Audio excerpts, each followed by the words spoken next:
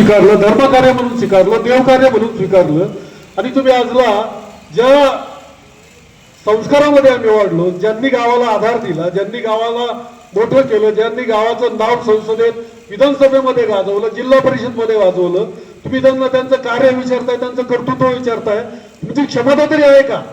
त्यांचं नाव जे हे विचारतायत ना, त्यांची क्षमता तेवढी आहे का? आजला कांद्यांचं कार्य विचारायचं, शिवाजीरावांचं कार्य विचारायचं, त्यावेळची परिस्थिती पहा. त्यावेळची कितीतरी प्रतिकूल परिस्थितीमध्ये हे लोक निवडून आली. आज ग्रामपंचायत सदस्य व्हायचं म्हटलं तरी आपल्याला किती यातना सहन करायला लागतात.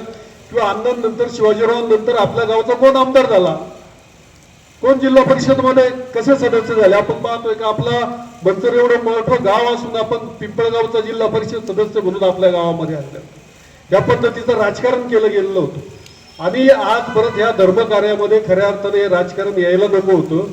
ज्या ज्या वेळी धर्मकार्याची, धर्मशाळेला मदत लागली त्यावेळेला आम्ही जो आकडा सांगितला तो टाकला.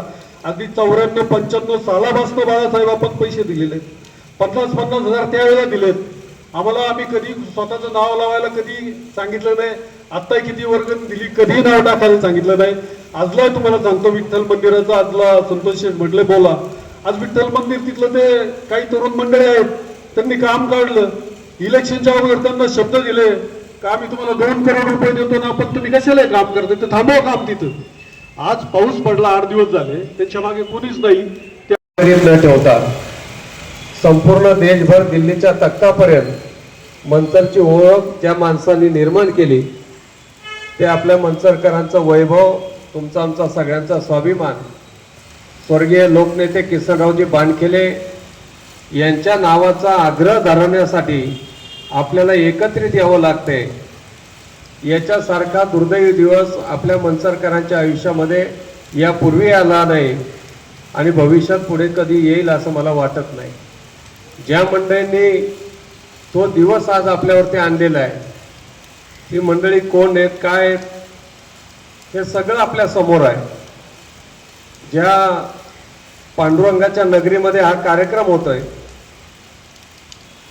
तो सावळा विठ्ठल हा एका कुठल्या समाजाचा, कुठल्या जातीचा, कुठल्या धर्माचा किंवा कुठल्या एका जथ्याचा नाही आहे. तो समस्त मानव समाजाचा आहे, मानव जातीचा आहे. ज्या पांडुरंगांनी सगळ्यांना एका कवेमध्ये घेतलं, ते सगळे संत, मग पार चोखा माळापासून तर सावता माळापर्यंत वेगवेगळ्या समाजाचे, नामदेव शिंपीपासून तर तुकाराम महाराजांपर्यंत वेगवेगळ्या समाजाची सगळी संत मंडळी त्या ठिकाणी पांडुरंगाने आपल्या सावलीमध्ये घेतली, त्यांना आधार दिला, त्यांच्या आयुष्यामध्ये खूप वेगळे चमत्कार घडवले.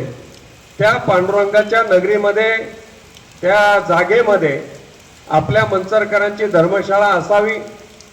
आज आपल्याला कुठल्याही धार्मिक क्षेत्रामध्ये जाणं येणं खूप सोपं झालेलं आहे, कारण प्रत्येकाकडे आता वाहन आहे, गाडीची व्यवस्था आहे. कुठेही लांब जायचं झालं तर आपण सकाळी गेलो तरी संध्याकाळी परत येतो.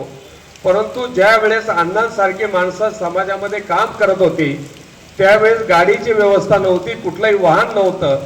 म्हणून ती कल्पना अण्णांच्या डोक्यामध्ये होती की आळंदी असेल, पंढरपूर असेल, या तीर्थक्षेत्रांमध्ये आपल्या गावच्या मालकीची धर्मशाळा असावी.